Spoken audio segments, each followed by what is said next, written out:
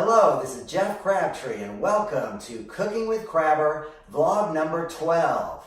I hope you enjoyed those pictures at the beginning. Those are from my collection that I like to call the greatest story of all time. Today I want to take you back to the beginning of the Iron Patriot.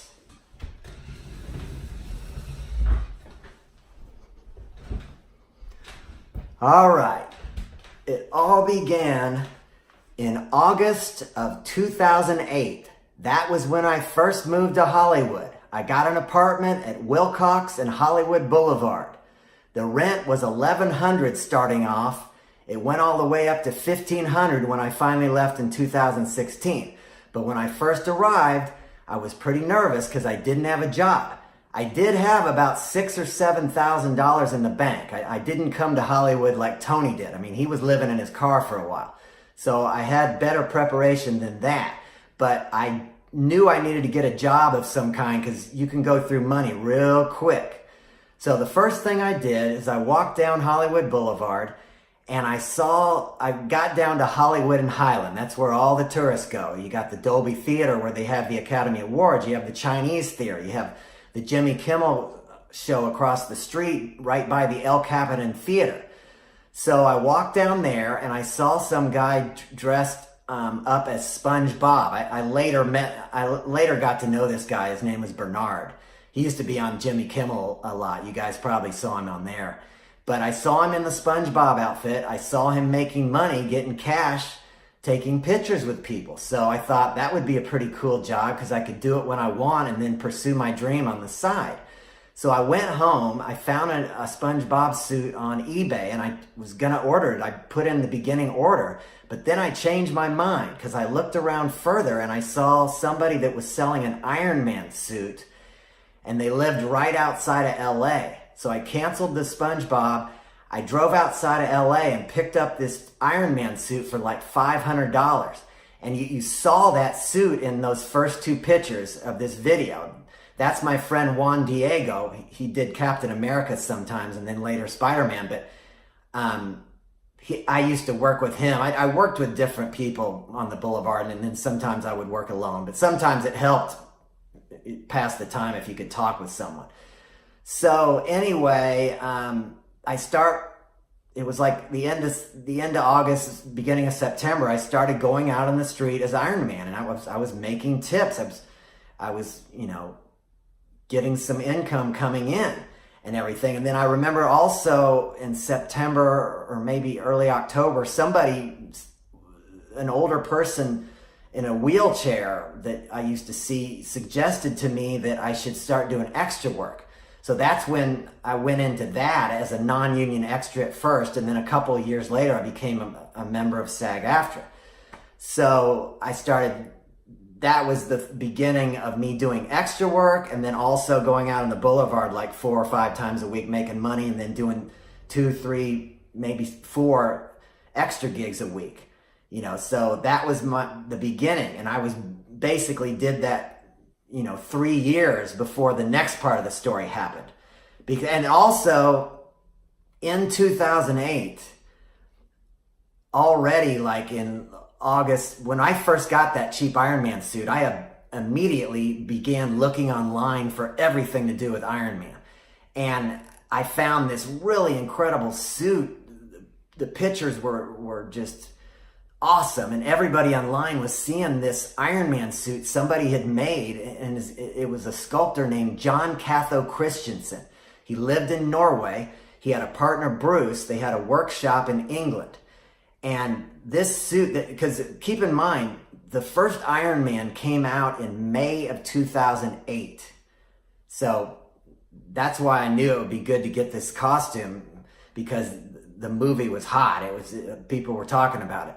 So, the Iron Man's, I saw online the pictures of this suit and everybody was freaking out thinking it looked like it was like 20 grand. It was an incredible sight to behold. And I tried to send in a message, but a lot of other people were trying too. So at that point in 2008, like in August, I didn't even get a message back from him. No word. And I knew it was just because he was getting so much attention. So I kind of forgot about that and I just kept wearing my cheaper 500 plastic suit that I'd bought. So for like 3 years, I'm doing that. And there's also a picture at the beginning. You saw me and Juan Diego with Skrillex. The manager came down, and Sonny lived in LA growing up, and he was a fan of the Street characters. So he had his manager come down and pick some of us up. So that was, I took my Iron Man suit off and then went down in the car with him, put it back on, and actually got backstage with Sonny and went out on the stage with Skrillex. I think that was must have been 2012 or something. But anyway, so from 2008 all the way till 2011, I was doing the routine, working extra work, and doing the Iron Man. So in the fall of 2011, it was probably been in September of 2011, my friend Juan Diego that you saw in the beginning picture with me, that was, I think at that point he might have been doing Spider-Man, but he did Captain America and Spider-Man.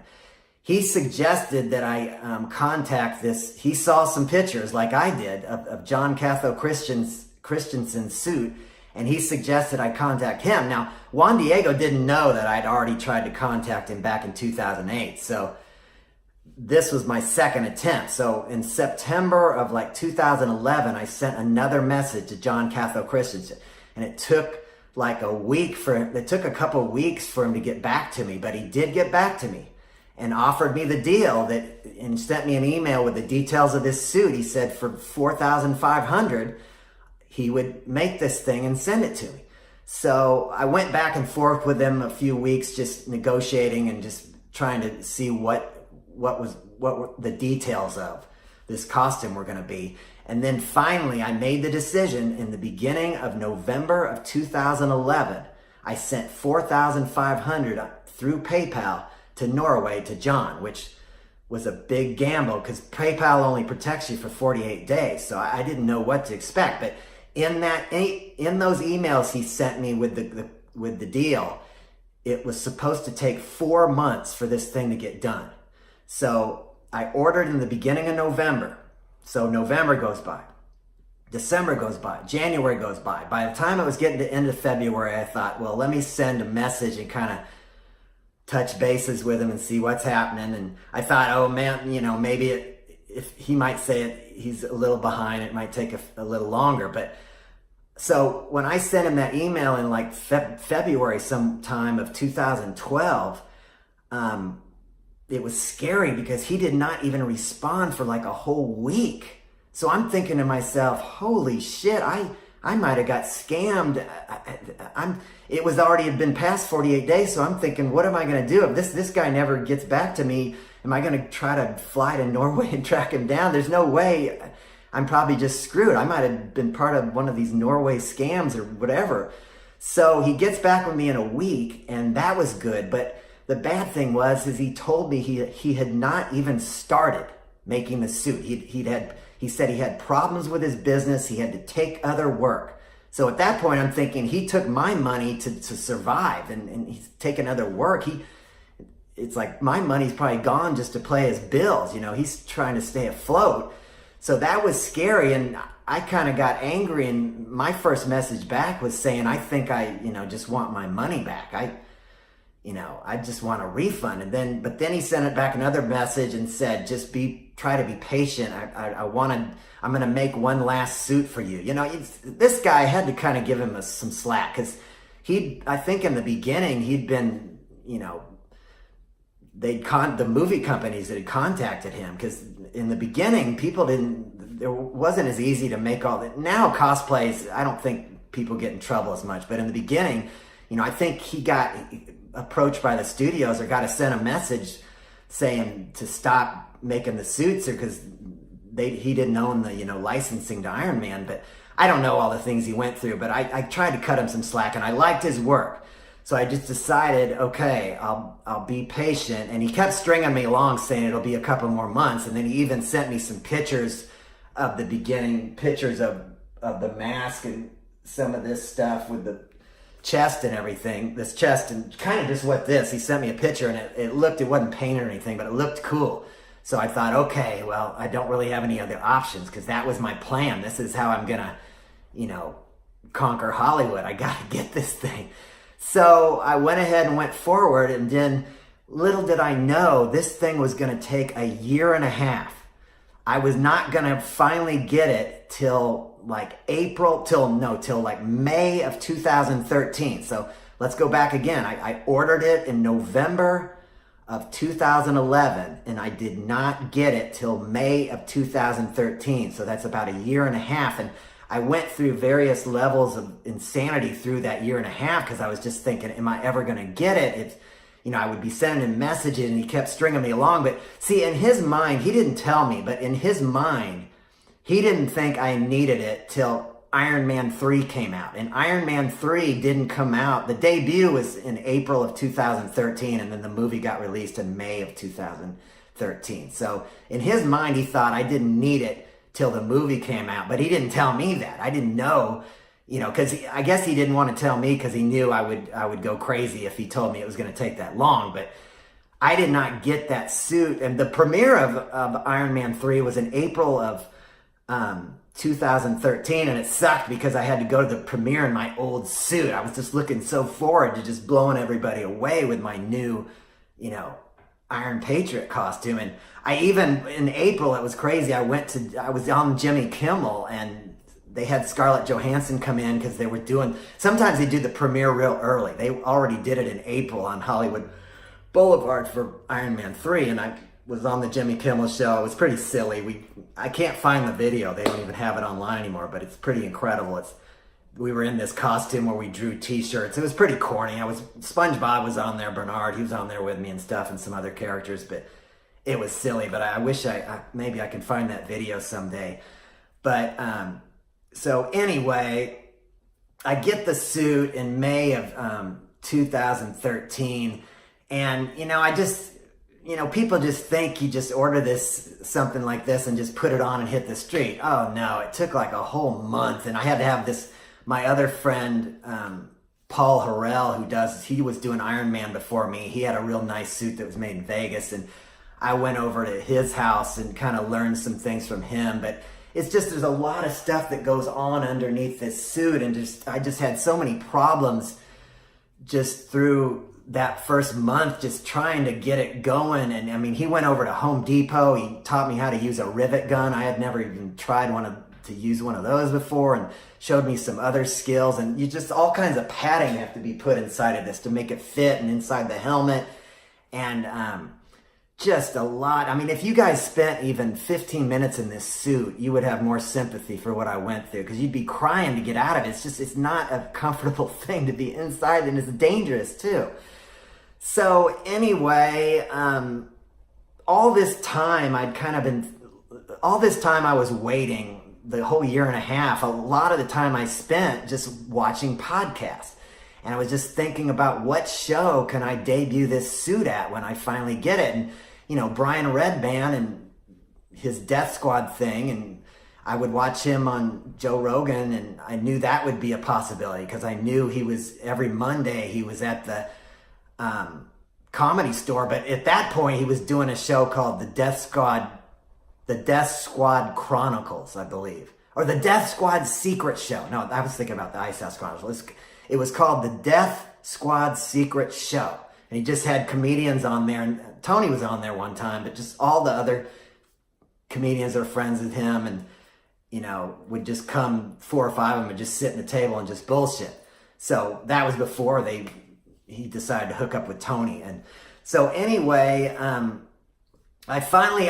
knew I had to do something besides just go out and take pictures with a tourist and work as an extra. So, this was my plan. So I got the suit in May. I'm working on it for like a month. Paul Harrell's helping me. I finally get out on the street, but I'm like a wounded animal. I can barely even move. I mean, it just takes a while you got to learn how to make this suit part of your body. And it's just, you got to, it's like a religion every day. You have to just keep working on it.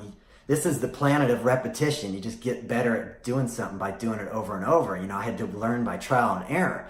So I finally hatched the plan. I was going to go to the Comedy Store on Monday night and see Brian Redban. I knew he would appreciate this suit, and he would probably be up for putting it on the show or something. So the first date that I was gonna go was June 3rd, 2013. That's when I planned.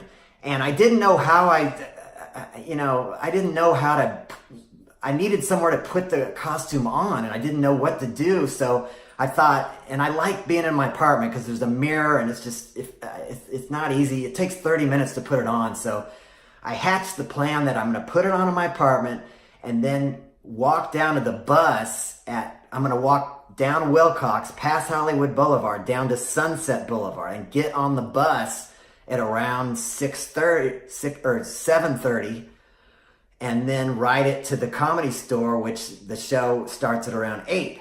So I got the plan all together, and then June 3rd came. That was the scariest day of my life. June 3rd, 2013 came, and I said, I got to do this. And I just didn't even know what to expect on this journey. I didn't know if they would let me in the Comedy Store. I didn't know if when I got on the bus, they would let me on there.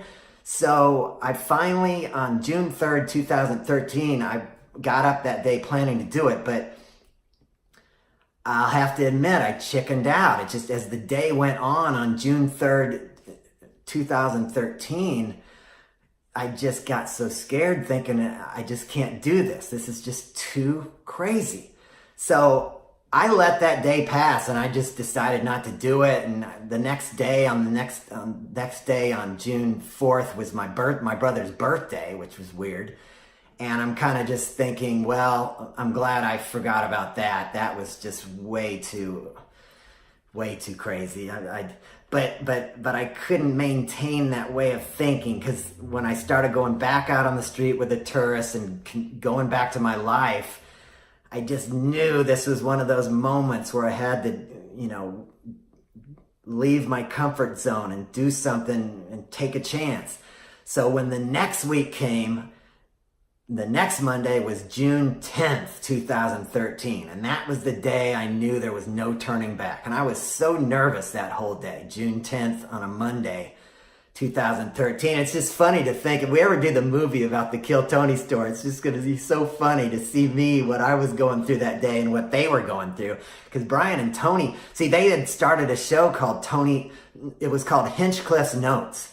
And they had started it on June 3rd. That's what's so mystical about this story, is the first episode of Hinchcliffe's Notes, which became Kill Tony, was on June 3rd. And I had set up in my mind. See, I thought Red Band was still doing the Death Squad secret show. I didn't know he did this new deal with Tony where they were going to go half and half on this new project called Hinchcliffe's Notes. I didn't know that it happened. I thought I was going to the Death Squad secret show. I knew I was going to see Brian Red Band, but I was not planning to see Tony Hinchcliffe. So I get on the bus. The bus driver amazingly didn't even ask for money or anything. I just got on and then just walked halfway back and just stood and held on for dear life as we went about 3 miles down to the Comedy Store. So it was, I couldn't believe, it was very surreal. I couldn't believe it was happening. So I'm on the bus, riding down, takes about 30 minutes to get down to the Comedy Store. We're doing stops. I'm just trying to hold on.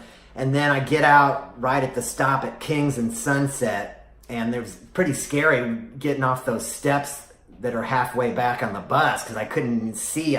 There's a blind spot between my knee and ankle in that suit where I couldn't even see. So when I took those steps off halfway back on the bus, when I went out that middle door, I didn't know if I was going to just fall right on the street and collapse, but miraculously I did a couple steps. I got on the boulevard, and then there was a whole nother thing ahead of me, because I had like a block to walk to the Comedy Store, and I didn't know, am I going to get in, or what's going to happen. But the first person I saw, which was unbelievable, was Brody Stevens. He was already standing out in the street. And I walked up to him and said, "Hey, I'm a fan of you. I've seen you on the Death Squad network on several shows." And he was real receptive. He said, "Oh, cool," And I told him I was going up to find Brian Red Band, and he said, "Oh, go. You should probably be able to find him." But he didn't tell me at that moment that he was going to be on the show with me. I didn't even realize he was going to be on that episode of Hinchcliffe's Notes. So I went up and I was able to I just walked right in the Comedy Store. I walked around back and just walked right in. Nobody messed with me. And all of a sudden I was in the dark hall going down, looking at all the famous pictures of the comedians along the wall. I couldn't, looking up, seeing David Letterman, Jay Leno's picture. I could not believe what I was seeing. And then I had to go up these last stairs to go to the belly room, which was really annoying because it wasn't easy getting up these things. And I could barely see. I'm thinking at this point, how long is this odyssey going to last? Am I ever going to get there? So when I first got up into the belly room and then I saw Brian and Tony, they were kind of standing back on this walkway that goes out the back of the belly room. And then I started walking toward them and I could see on their face, they couldn't believe what they were seeing. But I'm walking towards them, and just if they would have known what it took for me to get to that moment of just a whole year and a half and even longer of just focusing on Iron Man. So when I got there, they were I just said right away I was a fan of Death Squad, and then Brian Redband immediately made a video of me and put it on Instagram. So right there, that was the beginning of my social media, movement that began, So he put it on Instagram, and then right before the show, Brian Redband even told me that I cheered him up because he knew he needed something extra. I mean, he had Brody, he had Tony, and that was going to be good. And I mean, I know he could have done it without me, but him and Tony were both excited. They knew this was something. This was the 1-2 punch that might take us all into the mainstream. So anyway, I do the show that night on Kill Tony. It was great. It was Brody. I couldn't have asked for any better person to be there than Brody and Tony and Brian. And they didn't really mic me up. I mean, I did my song "Stop in the Name of Love." It was pretty fun, but they didn't really mic me up that good, so I wouldn't heard that much in that first one. But that was Hinchcliffe's Notes #2, and then the next week is when it became Kill Tony. So that's kind of an interesting part of the story. But anyway, that wasn't the whole thing for that week when I did Kill Tony. I mean, it was a busy week because I had been waiting so long. I had so much energy of where I wanted to take this suit and who I wanted to show it to. So I also, after Kill Tony got done that night, Kill Tony was like from 8 to like 9:45 probably. That show lasts about an hour and a half, hour 45 minutes. So I got off Kill Tony that night about 9:45 or so, and then I walked across the street to the House of Blues because I knew Steel Panther was playing that night. And I go around the back of the club and I talk to the security, and at first they're asking me questions like, who are you? And we need you to take your mask off. And I said, no, I can't take it off because it's all wired and put together now. It's going to ruin my suit, my costume. Just please let me keep it on. So they let me keep it on. And then they made a call in to the band.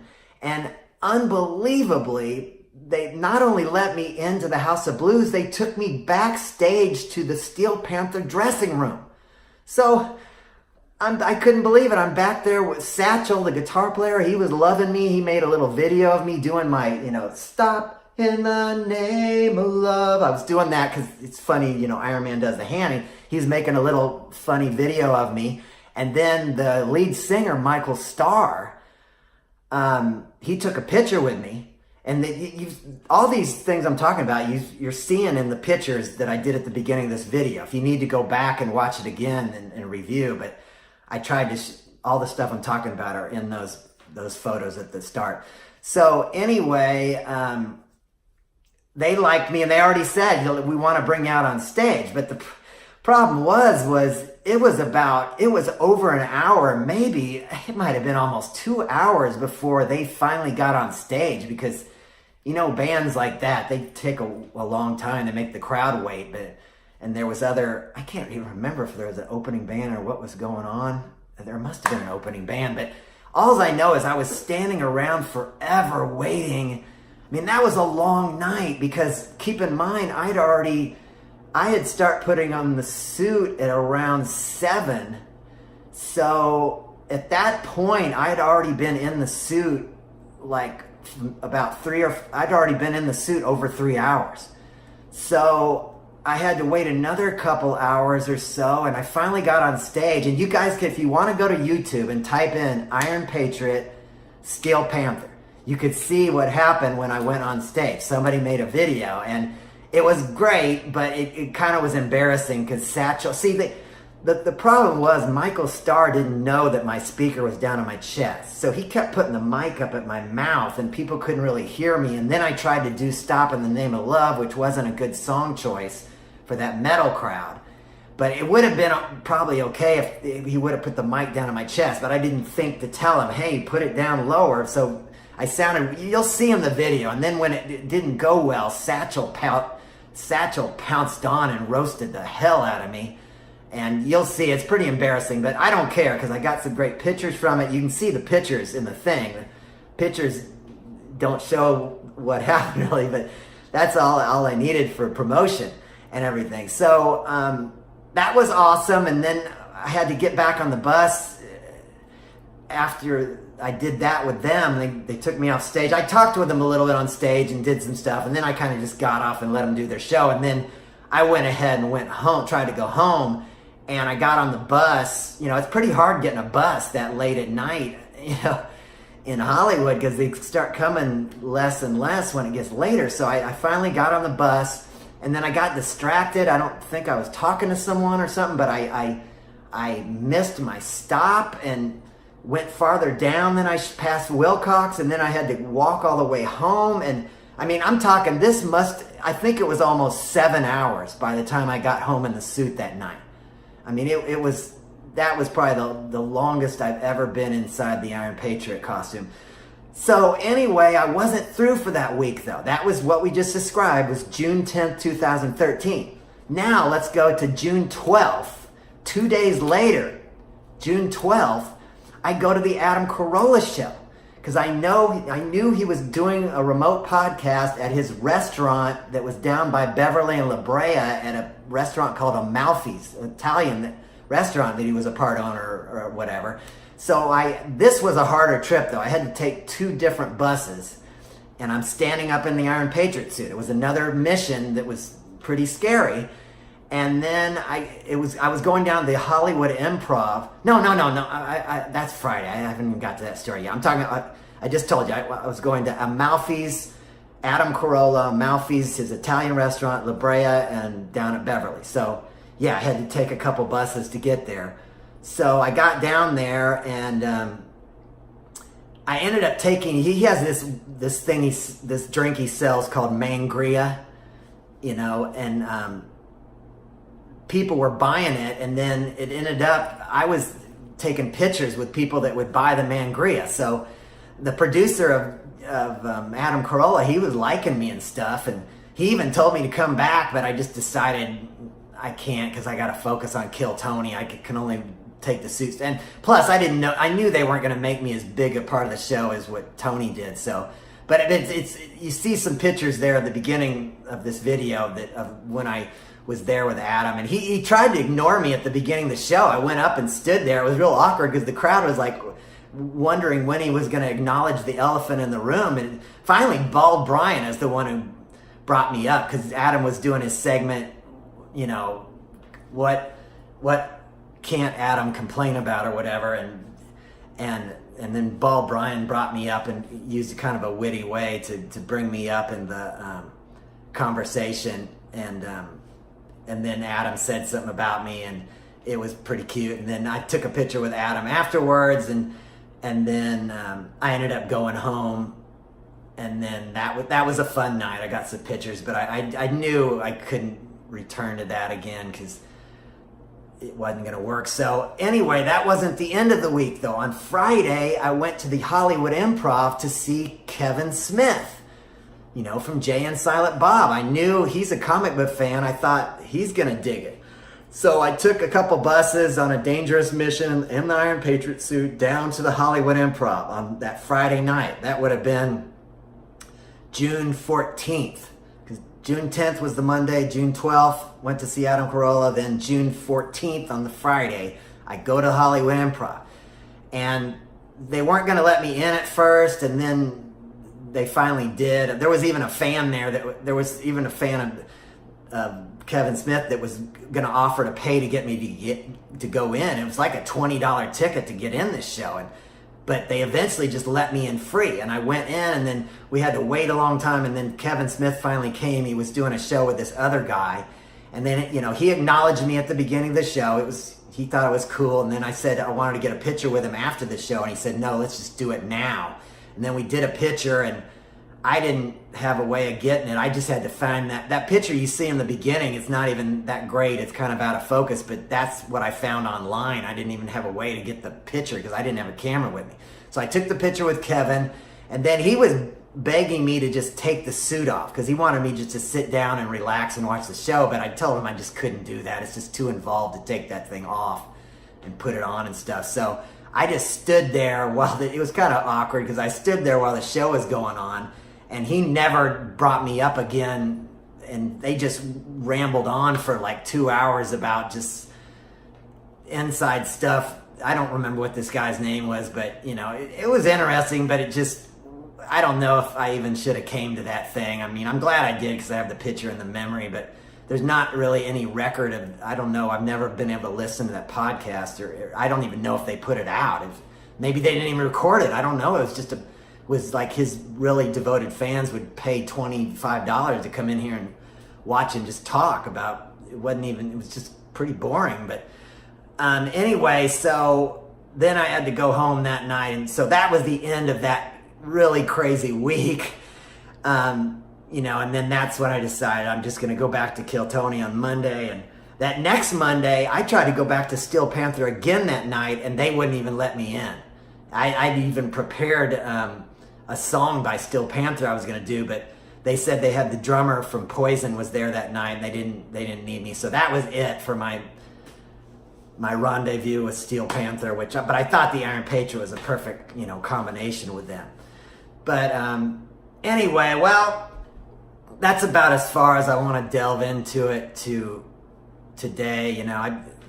I did that, the Kill Tony, I've told you before, I did that from June 10th, 2013 for like 7 months, all the way till the end of January.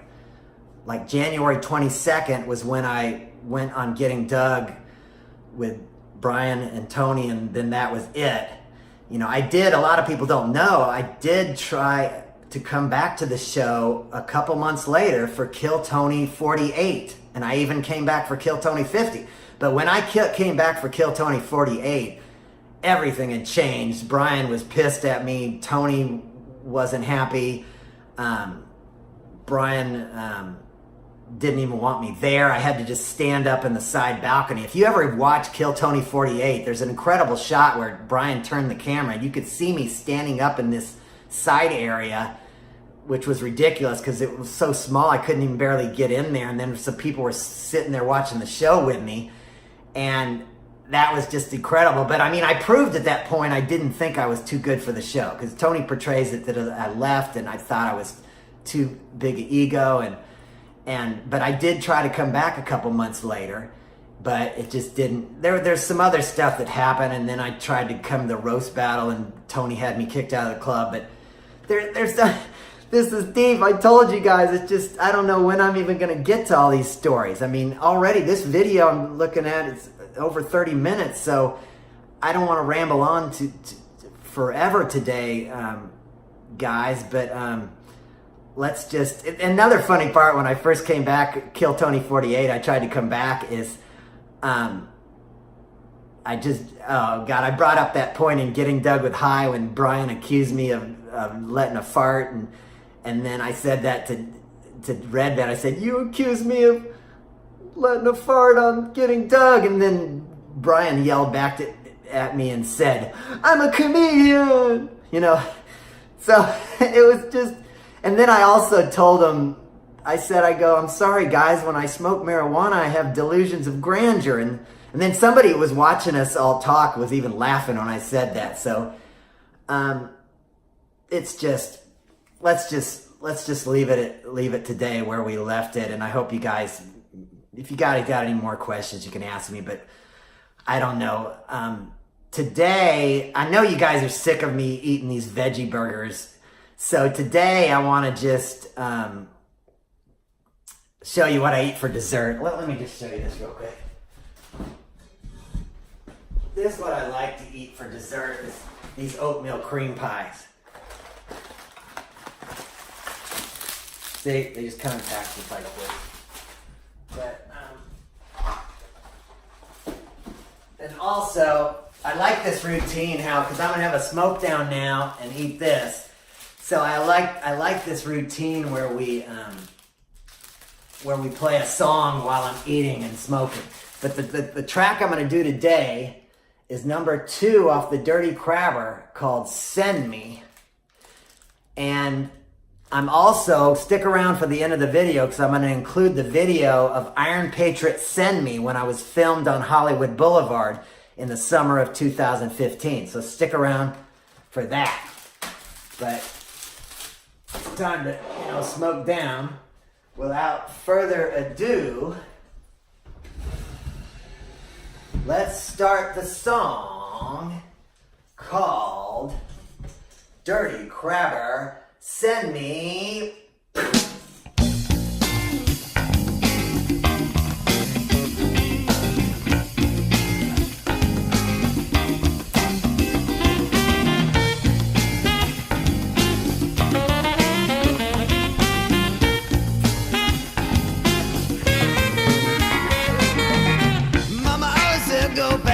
So I went fast, yes I really, really went fast. Did you tell me to go slow?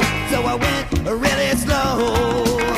In the middle of the jungle, it's a dog fight, and you'll never get a free ride. That's why I'm always feeling uptight, and the shit is getting old. But it's Friday, I got a date with a pretty lady.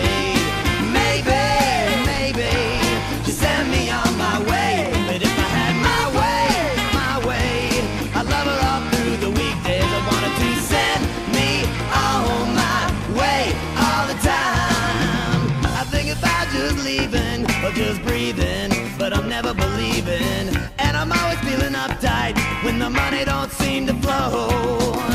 In the middle of a shipyard on the south side, where the boys really work hard, time's gonna go real fast, so I might as well relax. Cause it's Friday, I got a date with a pretty lady. Maybe, she sent me on my way. But if I had my way, I love her all through the weekdays. I wanted to send me on my way all the time. And every little thing she says to me is music to my ears. I don't know what to say.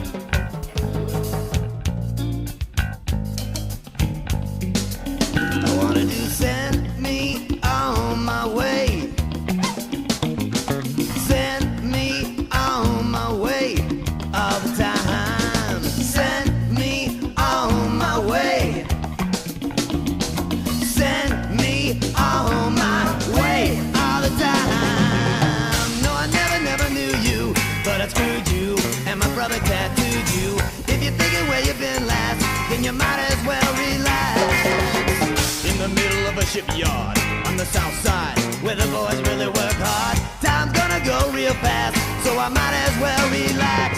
Cause it's Friday, I got a date with a pretty lady.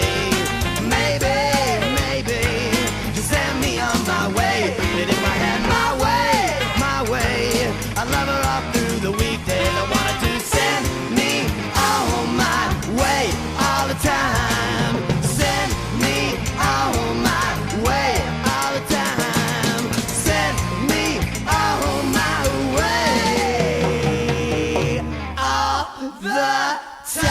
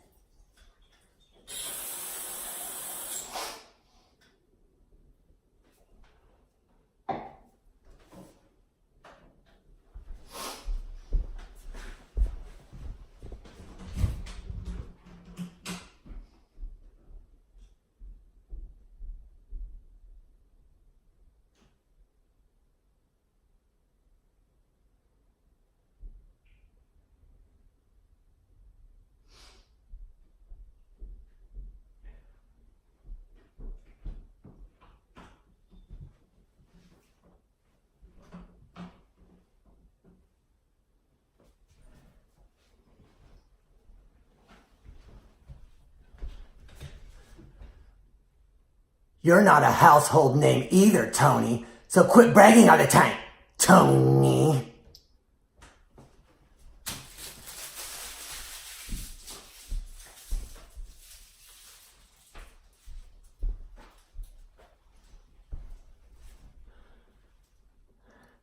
You guys watch the end of this.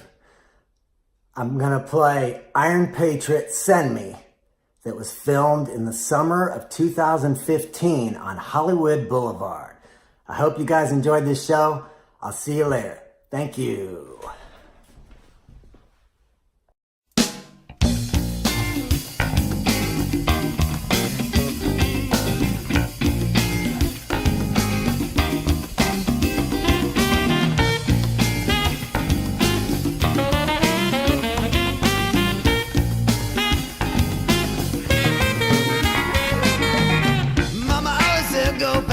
So I went fast, yes I really went fast. Did you tell me to go slow? So I went really slow.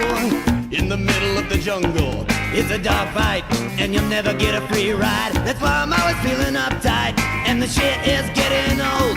But it's Friday, I got a date with a pretty lady. Maybe, she sent me on my way. But if I had my way, I love her all through the weekdays. I wanted to send me on my way all the time. I think about just leaving or just breathing, but I'm never believing. And I'm always feeling uptight when the money don't seem to flow. In the middle of a shipyard on the south side, where the boys really work hard, time's gonna go real fast, so I might as well relax. Cause it's Friday, I got a date with a pretty lady. Maybe, she sent me on my way. But if I had my way, I love her all through the weekdays. I wanted to send me on my way all the time. And every little thing she said to me is music to my ears. I don't know what to say.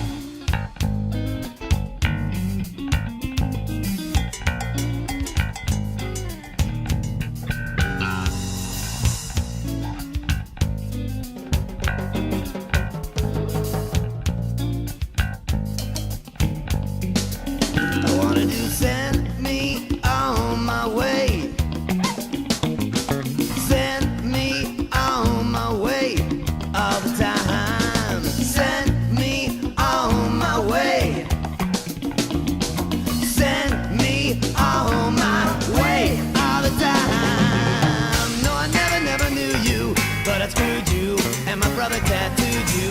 If you're thinking where you've been last, then you might as well relax.